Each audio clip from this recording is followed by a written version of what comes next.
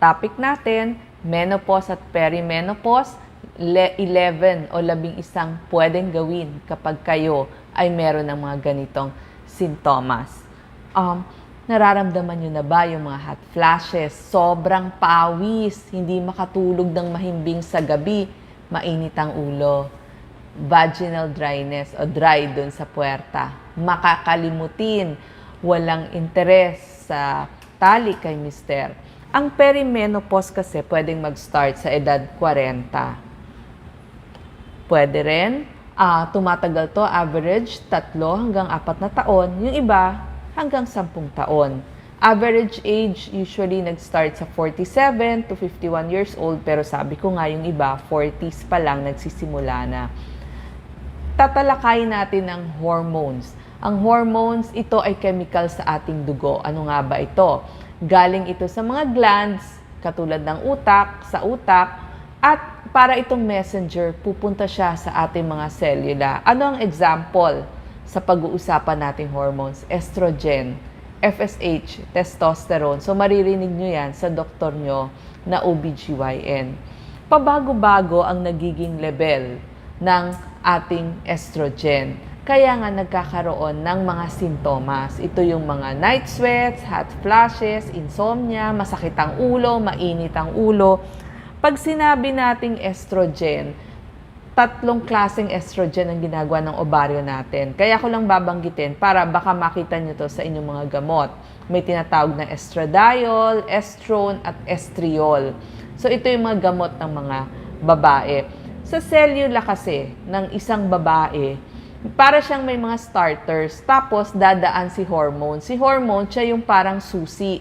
So, dala niya yung estrogen, at itong estrogen na to ay may epekto sa buong katawan ng isang babae. Pwedeng sa utak, sa puso, sa atay, sa ating breast, sa ating kutis, sa ating ovaryo, bahay bata, o kaya naman dun sa ating buto. So, ito na. Simulan na natin yung mga sintomas ng menopause at perimenopause. Number 1, kaya sila nagko-consult sa kanilang OBGYN. Naiinitan sila. Hot flashes, tsaka night sweats. Pawis na pawis sa gabi. Tumatagal ito ng 1 hanggang 5 minuto. Tapos mainit, pawis, may kasamang palpitasyon, medyo hilo ka, lutang, parang lightheaded. Tapos yung iba may kasama din, parang may gumagapang sa balat mo, parang may ants dun sa iyong balat. Ang dalas nito, sa ibang mga babae, 3 hanggang 4 na beses sa isang araw. Yung iba namang babae, nakakaramdam nito 3 hanggang 4 na beses kada linggo. At, syempre, mahihirapan kang matulog. Kasi nga, ang init di ba nagigising ka, hindi mahimbing ang iyong tulog. Bakit ba nagkakaroon nitong hot flashes o night sweats o tinatawag na vasomotor symptoms?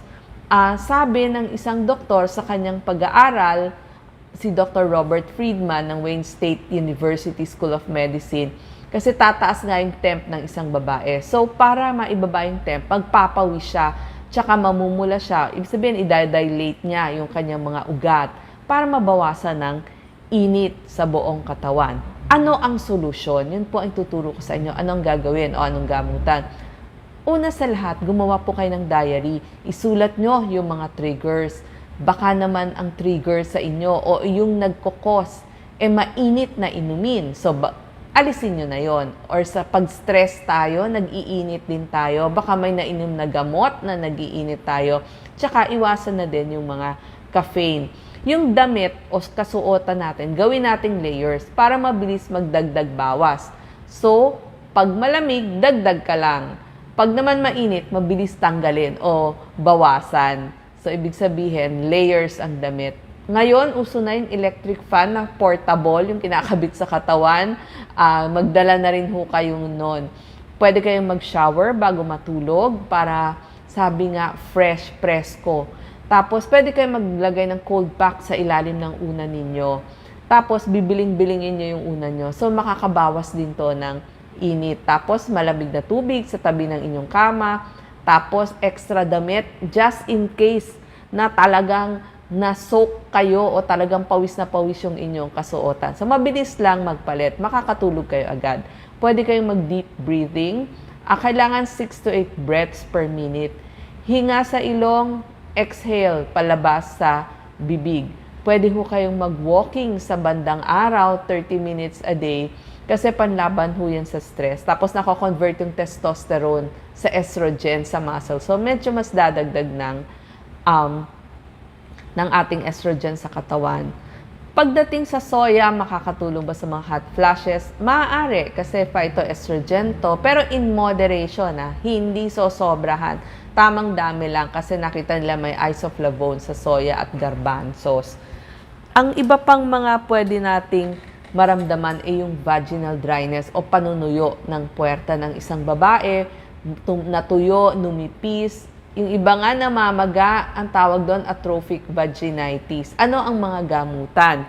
Pwede ho kayong gumamit ng KY jelly kapag nagtatalik. Huwag hong lotion o baby oil, nagkukos ho yun ng infection.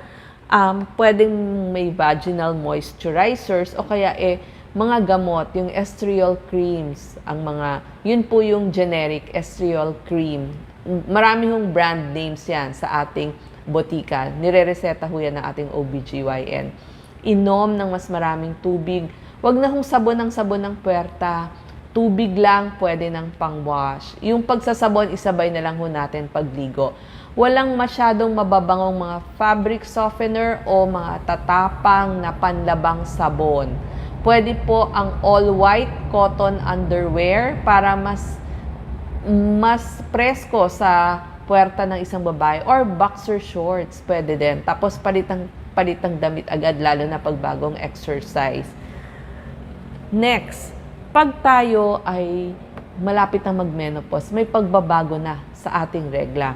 Pwedeng humaba, pwede ring umikli. Sa iba naman, mas heavier yung kanilang periods, kaya nagkakaroon ng problema ng anemia o kaya naman fatigue o pagkapagod. Tsaka sa iba, sobrang sakit talaga ng puso nila. Parang nung sila ay teenager, pareho din ng sakit. So, check up po tayo sa ating OBGYN kapag may problema sa ating menses kasi matutulungan niya kayo. Number 3 na problema ng mga babae, hindi makatulog ng tuloy-tuloy. So, insomnia, hindi diretsong tulog, disrupted.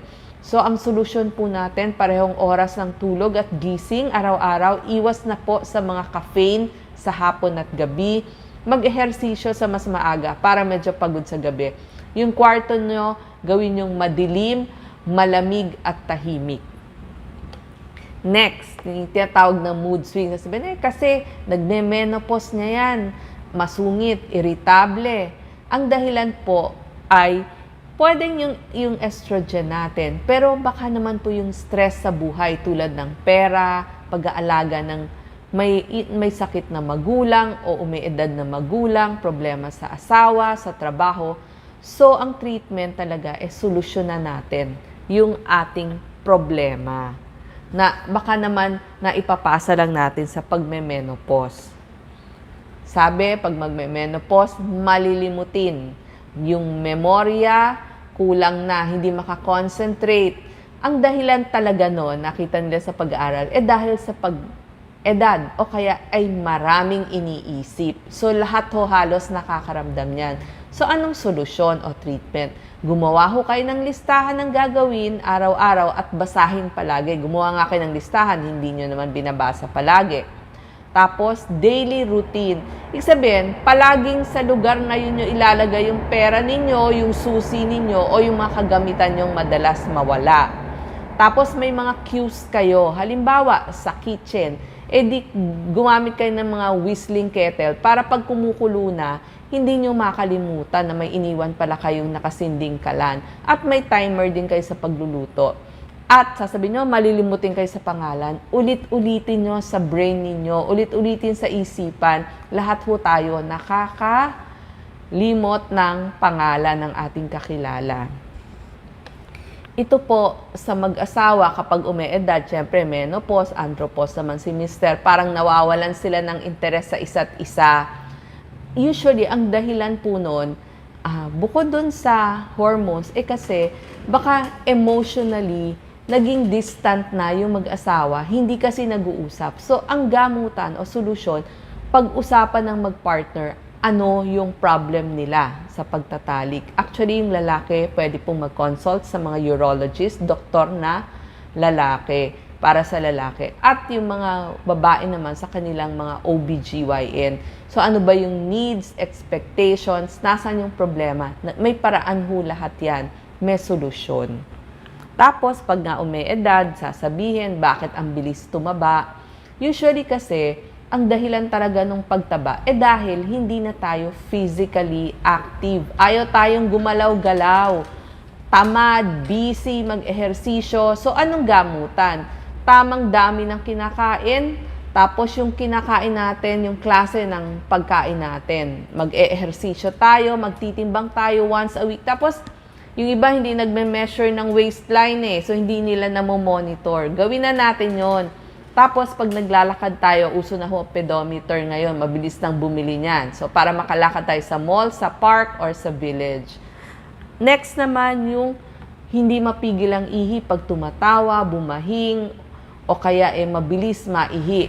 So, yung ganito, dahil numinipis ang lining ng daanan ng ihi dahil sa pagbaba ng estrogen. So, ang treatment talaga dito, yung bladder training, isabihin, tinitrain yung ating pantog. Meron din mga tinatawag na Kegels exercises. Ito, pang babae, pang lalaki. Taas ang puwet, baba, taas. Maganda po yan para bumalik yung tamang pag-ihi. Ang doktor po para dyan sa mga babae, ang tawag diyan, urogynecologist. Malaki hong tulong yung magagawa nila sa inyong mga problema sa pag-ihi. Yung iba naman, problem cutis. Kumukulubot ang kanilang cutis. So, ito ho ay dahil sa lahi o genes, o kaya naman kasi lumiliit din yung facial bone natin, yung buto sa muka. So, ang treatment po, mag-sunscreen, mag-sunblock kayo, at laging maglagay ng moisturizer. Hindi po kailangang mahal, mura, pareho lang po. Pwede po kayo magpayong, tsaka magsombrero. Marami, nag-headache daw sila. Parang nagkakaroon sila ng migraine. Ito po ay dahil sa pagbaba ng estrogen. So, pag iba-iba ng level yung trigger ng inyong migraine. So, kailangan po, tanggalin nyo yung mga triggers tulad ng stress, ng puyat, ng chocolate. So gawa kayo ng diary. Tignan nyo ano ba yung nagiging problem. At syempre, gusto ko, hindi kayo magkasakit. Marami nagkakaroon ng sakit sa puso. So, kung may high blood kayo, iwas po sa sigarilyo. Ito po, pang sakit sa puso at saka pang high blood. Mag-ehersisyo, 30 minutes a day. Maglakad-lakad pag break time nyo sa trabaho. Maghagdan imbes na escalator. Tapos magbaon kayo lagi ng rubber shoes. Yung pagkain, gulay, prutas, iwas ho sa maaalat. Kung pwede, isda at nuts ang mas kakainin natin imbis na karne. Tsaka yung dami o dalas ng pagkain. Dapat po, 3 meals a day lang. Tapos 2 merienda. Huwag hong kain ng kain, nguya ng nguya. So, nasa dami ho yan. Tapos, syempre, pag may sakit na sa puso, iwas din sa stroke. Kasi yung mga irregular heartbeat tsaka yung high blood, kailangan nating gamutin. Ang isa pa rin pong problem, osteoporosis. So may mga test po dyan. Kumain ho tayo ng maraming calcium. May mga milk po for seniors. Pwede po yogurt, sardinas, mga berdeng gulay. Ano ba yung mga pwedeng inumin? May tinatawag pong mga calcium carbonate. Pwede ho yun. Pero isasabay nyo sa inyong kinakain. May mas mahal yung calcium citrate, yun po, hindi kailangan isabay sa pagkain para ma-absorb. May kamahalan nga lang po. At syempre, kailangan nyo ng vitamin D para ma-absorb yung calcium. So, 20 minuto, kada araw, pwede ho tayong magpa-araw. O kaya naman, mas kumain ng sardinas, yung mga tamban, galunggong, itlog, mushroom, yung mga mackerel na mga isda. Tapos maglakad-lakad, lagi nga akyat hagdan, magsayaw kasi kailangan hong gumalaw para hindi lumutong ang ating buto. At lastly, ayoko hong magkaroon kayo ng breast cancer. Siyempre, mas umeedad tayo, tumataas ang risk. So, Libre naman ho magkapa ng ating breast kada katapusan ng buwan or kada 15 ng buwan. Gawin niyo ho yan buwan-buwan. At syempre kung pwede tayong magpamammogram kada 2 o 3 taon pag edad natin ng 40 pataas. So sana po sa mga kababaihan na malapit na sa menopause, perimenopause, ito po ang dapat natin gawin. Salamat.